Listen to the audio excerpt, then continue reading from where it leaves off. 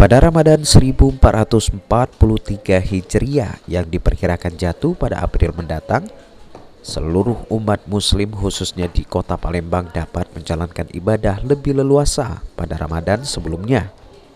Pasalnya aktivitas selama bulan suci Ramadan akan dilonggarkan.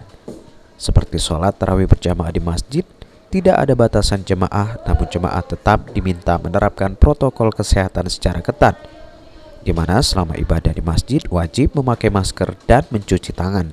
Kebijakan ini lantaran turunnya angka harian COVID-19 di Sumatera Selatan dan berpengaruh juga dengan penurunan level PPKM di Sumsel dari sebelumnya level 3 dan kini menjadi PPKM level 2. Ketua Dewan MUI Kota Palembang Saim Marhadan mengatakan, pada bulan suci Ramadan ini masyarakat dapat menjalankan ibadah dengan aman dan tenang. Masjid, musola, artinya prokes kesehatan tetap kita laksanakan. Namun dalam pelaksanaannya sendiri, artinya tidak memakai jarak lagi, kita lakukan seperti biasa.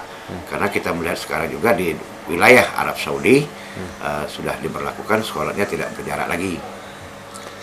Mungkin akan mengikuti Arab Saudi atau gimana Pak? Ya sebetulnya kita tidak berpacu ke situ sih, tapi kalau kita melihat bahwa kondisi kita sudah cukup baik barangkali, sehingga tadi saya katakan artinya sholat tetap kita lakukan sebagaimana aturan syariat Islam, tapi protokol kesehatan seperti misalnya tadi pakai masker, cuci tangan sebagainya tetap kita himbau kepada jamaah sesuai dengan aturan kesehatan yang berlaku.